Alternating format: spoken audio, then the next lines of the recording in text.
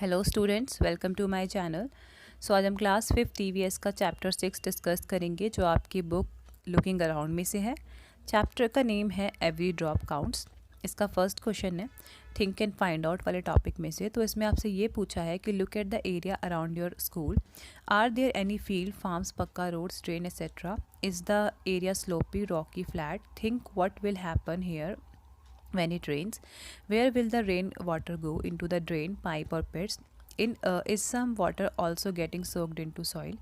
कि अपने आसपास का स्कूल का एरिया देखना है आपको। ये देखना है कि वहाँ पे कोई फार्म या फील्ड या फिर पक्का रोड या ड्रेन है, और जो एरिया है वो कैसा है, वो स्लोपी है, वो रॉकी है, वो फ्लैट है, किस तरह का एरिया बना हुआ है, और रेन के वाटर के जाने का रास्ता है या नहीं है, जैसे कि कोई ड्रेन, पाइप या पिट्स बनी हुई है नहीं, और रेन का पानी कहाँ पर इकट्ठा होता है, किसी सॉइल में होता है या नहीं, ये भी आपको बताना है। तो आंसर है इसका yes. Near my school there is a pucca roads and drains, there is a good drainage system along with road. Rain water gets collected in pits which are constructed both side of the roads and water gets soaked by soil nearby park।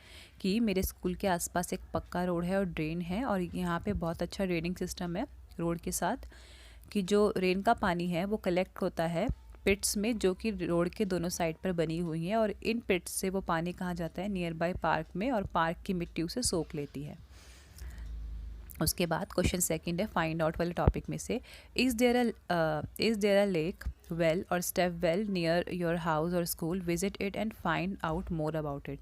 कि क्या आपके school के आसपास कोई नहर, नदी, नहर नहीं सॉरी तालाब, ठीक है, क्योंकि नहर तो काफ़ी फ्लोइंग होती है, जो तालाब होता है वो बिल्कुल अपनी स्टील मतलब होता है, वो एक ही जगह पर होता है, तो तालाब, और वेल कुआं, या फिर कोई स्टेप वेल, जिसे हम वैसे स्टेप वेल देखी होगी अपनी फिल्मों में कि एक बहुत ही बड़ा सा स्ट्रक्चर होता है और बहुत सारी छोटी छोटी सीढ़ियाँ लगी होती है और नीचे जाकर पानी मिलता है वहाँ पे।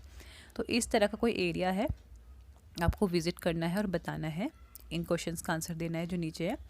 तो सेकंड क्वेश्चन में फर्स्ट पार्ट है how old is it and who got it build. कि कितना ओल्ड है जो भी स्ट्रक्चर आप देख रहे हैं वाटर बॉडी का, और इसे किसने बनवाया। तो आंसर में आप लिख सकते हैं yes there is a big pond near my house, people say that it is more than 100 years old. कि मेरे घर के पास एक पॉन्ड है, और उसे किसने बनवाया है, उसे बनवाया है बहुत 100 साल पहले, किसी मतलब लोग कहते हैं कि उसे 100 साल पहले बनवाया गया था, या वो कितना पुराना है, 100 साल या 100 साल से ज़्यादा पुराना है, आप ये भी लिख सकते हैं।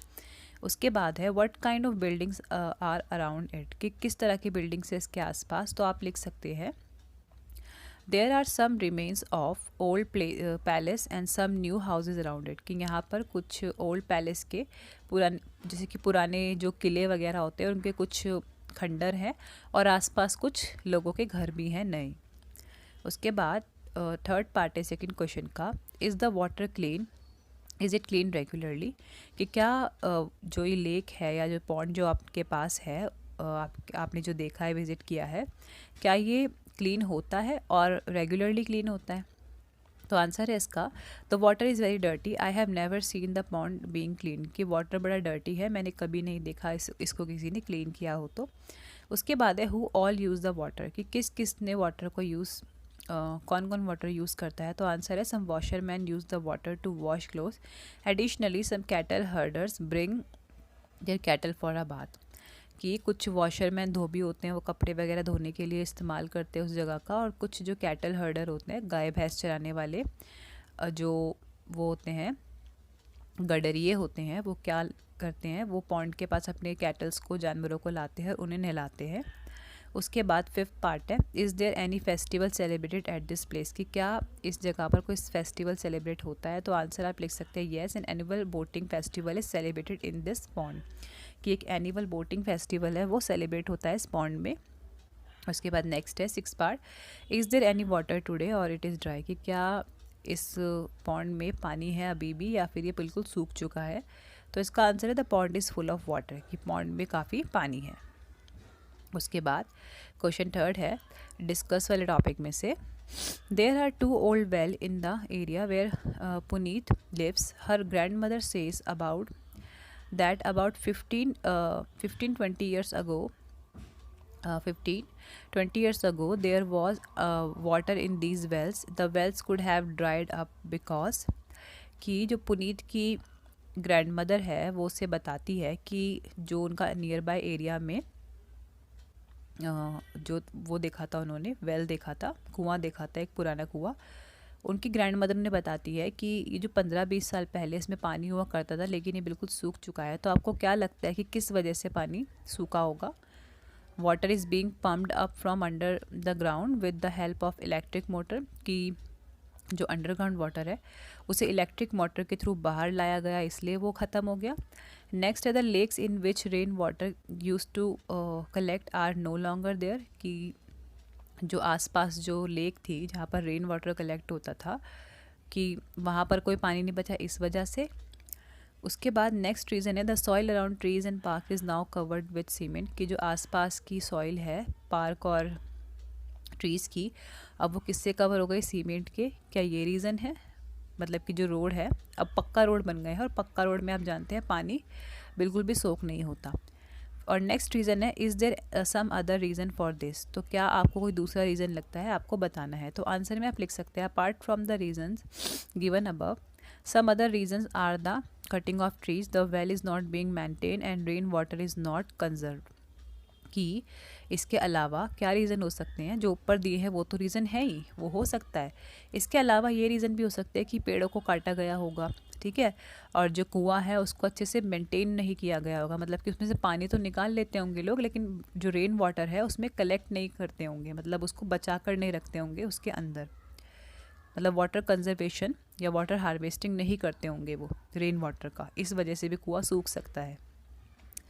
फोर्थ है डिस्कस वाले टॉपिक में से, तो क्वेश्चन है everyone has the right to live yet is everybody getting enough water to live or even water to drink, why is it that some people have to buy drinking water, should it be like this, water on this earth is for one and all, some people draw out water from the ground by deep borewells, how far is it correct, have you ever seen this, why do some people have to pump directly in the gel board pipeline, what problems would other people face due to this, do you have any such experience।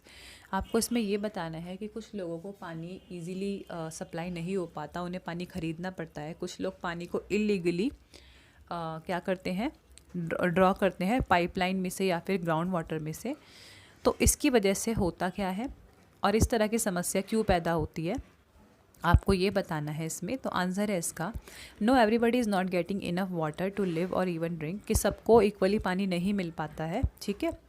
Some people have to buy drinking water as they do not get water supply, कि कुछ लोगों को पानी ख़रीदना पड़ता है क्योंकि उनके इलाके में पानी की सही से सप्लाई नहीं हो पाती। Some people pump water directly in the water pipeline to get supply of water, कि कुछ लोग क्या करते हैं वाटर पाइपलाइन में अपना जो होता है पानी वो निकाल लेते हैं वहाँ से, तो वहाँ से उन्हें वाटर की सप्लाई मिल जाती है। और because of this the other people do not gate adequate supply of drinking water, और इसकी वजह से होता क्या है कि दूसरे लोगों को पानी की सप्लाई सही से नहीं हो पाती है। Water is for all of us and it should be equally distributed, पानी सबके लिए है और सब में इक्वली बंटना चाहिए। उसके बाद क्वेश्चन फिफ्थ है look at the bill, look at this bill and, तो आपको ये बिल देखना है, आपके पेज नंबर जो है 58 पे टेक्स्ट बुक में आपको ये बिल की पिक्चर दिख जाएगी और इसके बेसिस पर कुछ क्वेश्चंस है वो आपको आंसर करने हैं। From which office has this bill come, कि किस ऑफिस से ये बिल आता है, तो इसका आंसर है this bill is from Delhi Jal board, की बिल कहाँ से आया, दिल्ली जल बोर्ड से। उसके बाद है क्वेश्चन है do you get a water bill at home, find out from where it is sent, कि क्या आपके घर में भी पानी का बिल आता है और देखिए कि वो कहाँ से आता है। तो इसका आंसर है yes we also get water bill, it comes from Delhi Jal Board, कि हाँ हमारे घर में भी पानी का बिल आता है और ये कहाँ से आता है, दिल्ली जल बोर्ड की तरफ से। उसके बाद थर्ड पार्ट है why do you think Delhi सरकार is written under Delhi Jal Board, कि आपको क्यों लगता है कि दिल्ली सरकार का नाम लिखा रहता है दिल्ली जल बोर्ड के पास उसके अंडर। तो इसका आंसर है Delhi Jal board is a part of government of Delhi, that is why Delhi सरकार is written under Delhi Jal Board, कि जो गवर्नमेंट ऑफ दिल्ली है वो क्या है, पार्ट है किसका, दिल्ली जल बोर्ड का, इसलिए दिल्ली सरकार लिखा रहता है किसके अंडर, दिल्ली जल बोर्ड के अंदर। उसके बाद फोर्थ पार्ट है, in whose name is the bill, how much money do they have to pay for each month, कि किसके नाम का ये बिल है और कितने मनी उनको देनी पड़ेगी हर महीने। सो आंसर है इसका, the bill bears the name of Shri Mohammad Umar and doctor Mohammad Shoaib. The bill amounts for 350 for 2 months and hence they have to pay rupees 175 each month। कि जो बिल है किसके नाम पे, श्री मोहम्मद उमर और डॉक्टर मोहम्मद शोएब के नाम पे, और उनको कितना 2 महीने का बिल देना है 350, और पर मंथ उनको कितना देना है, हर 2 महीने में जो एक मंथ होगा उसका उनका कितना चार्ज होगा 175, ठीक है, 1 मंथ का। उसके बाद फिफ्थ पार्ट है, फिफ्थ क्वेश्चन का, do you have to pay for water, how much is the rate of water different in different colonies, ask your elders, कि क्या आपको भी पानी के लिए बिल पे करना पड़ता है और क्या डिफरेंसेस है, इलाकों के हिसाब से बिल आते हैं या फिर सबके लिए बिल सेम आते हैं वाटर के, आपको ये बताना है। तो आंसर है इसका yes, we have to pay for water, we पे about 1000 to 1200 rupees for drinking water, the rate of water is same in different colonies। के जो हम पानी के लिए पे करते हैं वो कितना अमाउंट है, 1000 से 1200 रुपये का, और अलग अलग कॉलोनी में अलग अलग रेट होता है बिल का, कहीं पर 200 रुपये भी आता है, कहीं पे 1000 भी आता है, कहीं पे 3000 भी आता है, मतलब कॉलोनी टू कॉलोनी हिसाब होता है। और ऊपर से कंजप्शन के अकॉर्डिंग भी होता है बिल, अगर कोई ज़्यादा वाटर खर्च करेगा तो उसको ज़्यादा बिल आएगा, कोई कम पानी खर्च करेगा तो उसका कम बिल आता है। उसके बाद क्वेश्चन 6 है, व्हाट वी हैव लर्नड वाले टॉपिक में से, make a poster, do you remember the slogan water on earth is for one and all, think of some other such slogan, draw picture and make a nice poster.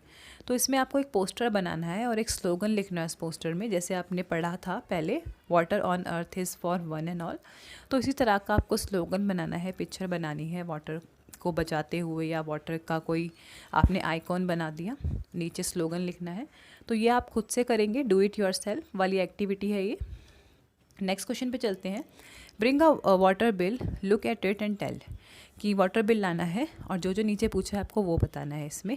तो पहला आपसे question ये पूछा है कि this bill is from, कि भाई कहाँ से ये जो बिल है ये कहाँ की मतलब तारीख है, इस पर क्या तारीख है और कहाँ पर ये एंड है।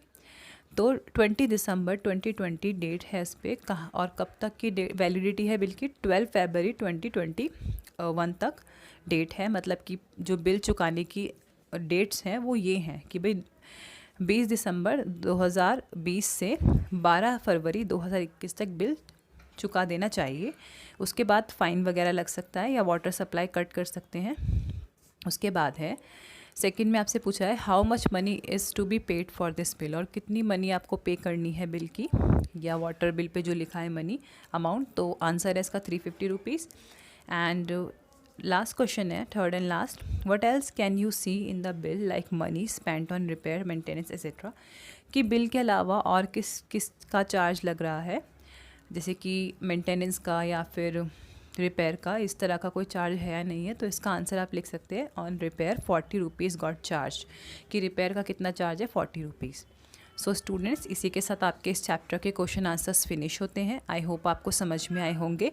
एंड अगर आपको वीडियो इन्फॉर्मेटिव लगे तो आप अपने क्लासमेट्स के साथ इसे शेयर कर सकते हैं। मैं आपसे मिलती हूँ नेक्स्ट वीडियो में, जब तक के लिए बाय बाय।